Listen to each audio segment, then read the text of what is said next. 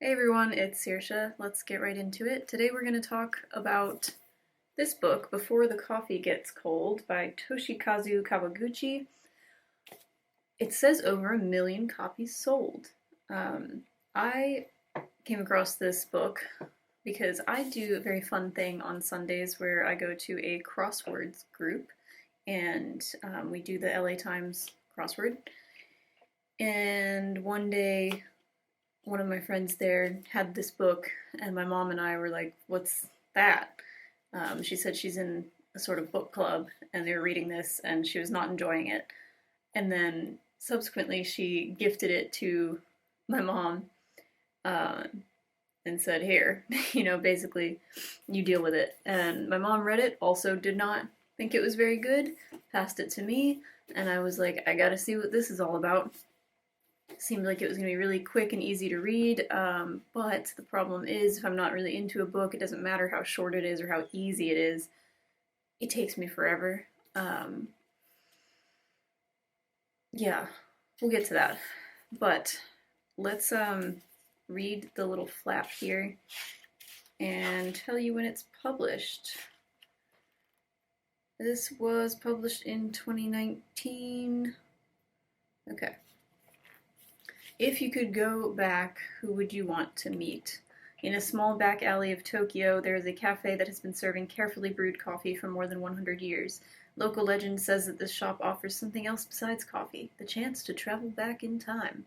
Over the course of one summer, 4 customers visit the cafe in the hopes of making that journey, but time travel isn't so simple and there are rules that must be followed.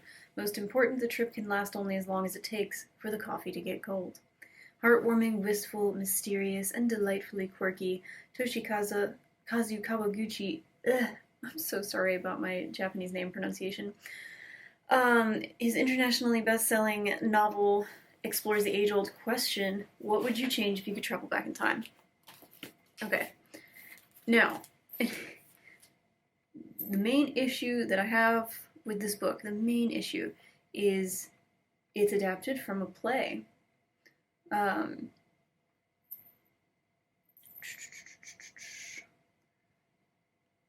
wait, am I assuming that? Because it says his play Before the Coffee Gets Cold won the grand prize at this drama festival.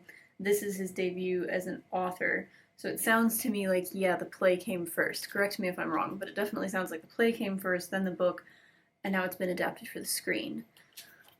So the issue with books that are also plays is that the book reads like a play. It reads like stage directions. This person arrived into the scene, and then this person arrived into the scene, and you basically get you're getting like cues throughout the book, and not a whole lot of there's no like internal story here.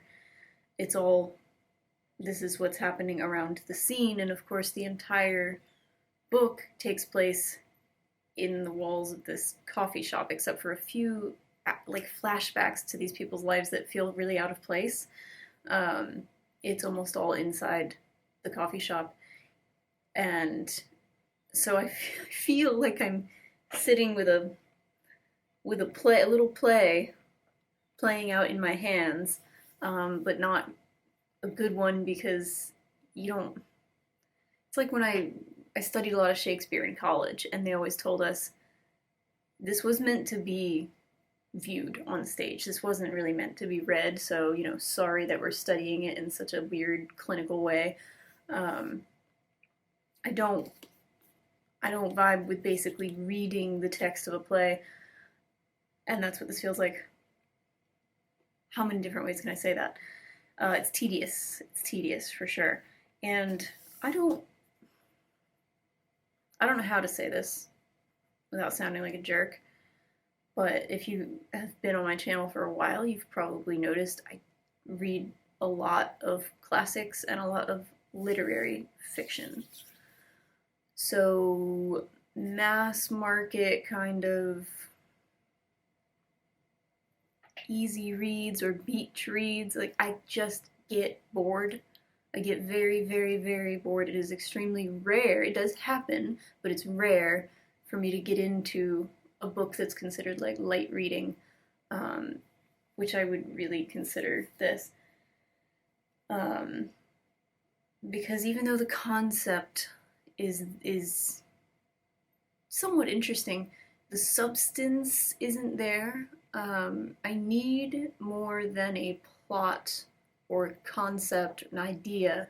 I need what fills it out, what makes it human, and goes beyond just describing the very human emotion of loss, which is really what this book is about.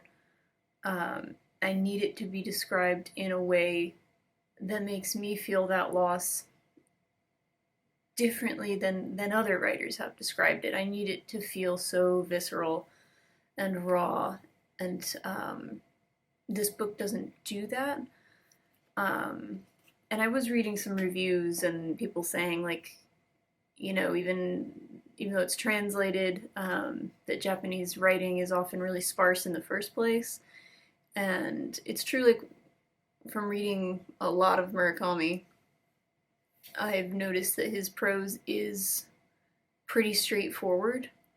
Um, but what he does with it is pretty impressive. I don't know how he does it. I haven't cracked it yet, how Murakami manages to use that kind of stripped down language and still have such an effect, because typically that doesn't work for me.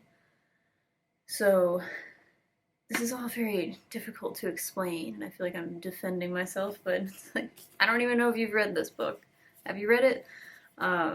It essentially, it's about regrets and understanding how to live with ourselves in the present, and make the best of what is our reality now, when what we really want to do is go back and change the past. And the whole thing about going back in time in the cafe, there's all these ridiculous rules. You have to sit in a specific chair, and you have to go back to a time where this person that you want to meet has been to the cafe. The person you want to meet has to have been to this cafe at some point, otherwise it won't work. You can't visit them. So they have to be in the cafe. You have to be sitting in this chair. You cannot get up from the chair, or it will pull you back into the present. And you only have till the coffee gets cold. And you can only do this once in your life, this going back in time thing. And what is the other and? Nothing will change. Nothing in the present or future will change at all, even if you have this what you think is a life-changing conversation with this person that you're going to see. Like, if you tell them, don't get on the bus that day, you're gonna die, it won't change anything. So it was a bit tedious. It's like, when you put time travel into a story, it's already such a tropey, difficult to work with thing. It's hard to make it feel fresh. So, like, I don't know. I would have trouble touching that concept. But anyway, it's about handling loss. There's 4 sections in the book. You've got losing a partner by their choice. Boy breaks up with a girl, and she wants to go back in time and, like, have this conversation again, and even though she knows it won't change anything. And then there's losing a partner through illness. There's a woman who wants to go back and talk to her husband, who in the present has Alzheimer's and has begun to forget her. And then there's losing a sister. Maybe I shouldn't give too many spoil things, but yeah, sibling relationships. And then there's a child mother aspect in the last story. It's all pretty predictable.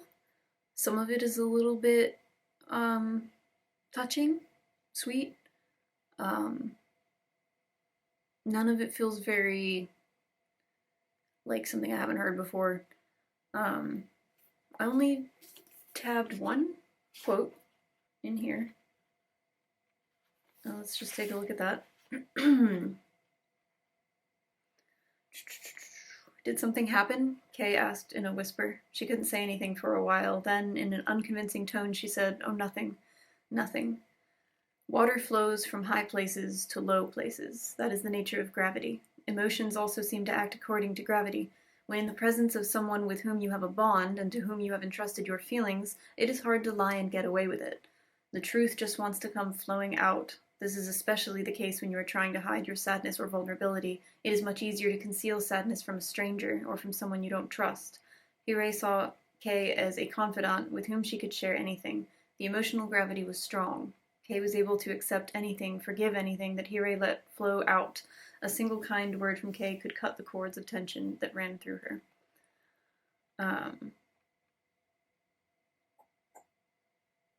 Yeah, I just resonated with me because that's a very human thing that I think we've probably all experienced when we're in a bad place and somebody, especially someone we know, maybe. See, I don't know if I quite agree with that because I think a stranger showing me any kind of kindness can make me completely fall apart and tell them everything. But let's just go with what they're saying. Somebody you know shows you just gives you a word of kindness, or just this slight,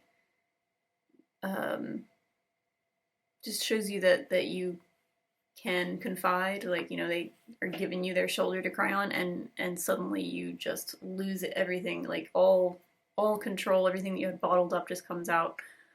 And I'm trying to understand the metaphor here. Water flows from high places to low places.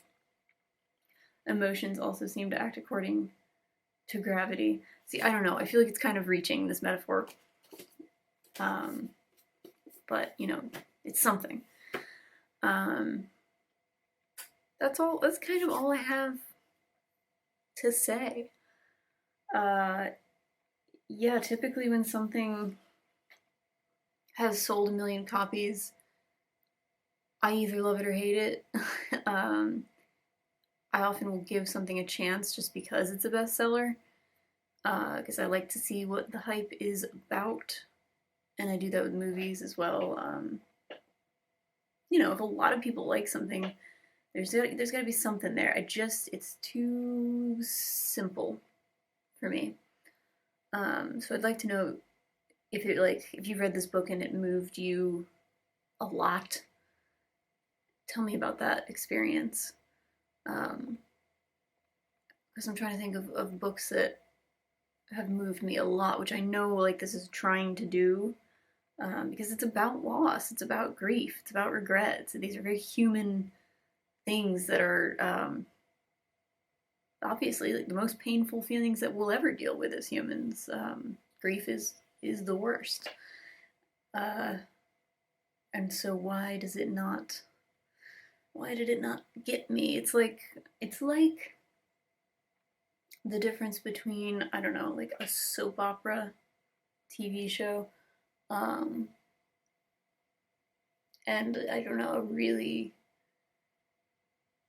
well done, like more artistic drama. I can't even think of an example. Of course. I can't think of a single thing right now. My brain is completely blank. But at this point, if you're still watching, then you're just doing it because you got nothing else going on. Because now I'm just rambling to kill a few minutes. Yeah, hi. Tell me about, if you're still watching, tell me about your weekend. What's your plans? I'm putting this up tomorrow. Your plans are over. It's currently Saturday, but for you it'll be Sunday. I am going to a show tonight to see. I do trapeze at an aerial studio, and they're putting on a show, a big fancy professional show, and I'm going to see that, and I'm very excited because it'll show me all the things that I cannot do yet, but aspire to some of those things. Somebody asked me what trapeze is, and I was like, oh, I didn't know that people didn't know what trapeze was. It's the old-timey circus thing that has 2 ropes and a bar, and it looks like a swing. And I've been doing that for I don't know, over a couple months now, and have been doing Lyra, which is the aerial hoop, since last November. And it's great fun. And it's a great way to stay in shape.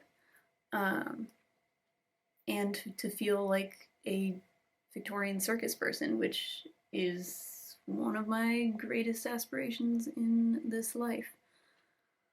Do I have any Titanic news? Oh, I'm reading Into the Deep by Robert Ballard, who discovered the Titanic wreck, and hoping that I'll be able to get a video up about that next Sunday. Because I'm leaving for Maine next Sunday for 10 days to go hiking, and I'd like to get that video up.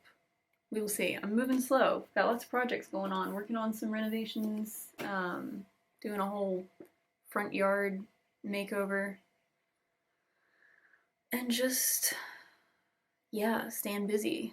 I came up with a whole philosophy of life, which I will tell you. I'll try and tell you that in the next video because that's Titanic related. But, you know, going to therapy, keeping it real, going to open mics, doing my poetry thing, trying not to get intimidated or overwhelmed about the meaning of life because there isn't one. There is no point.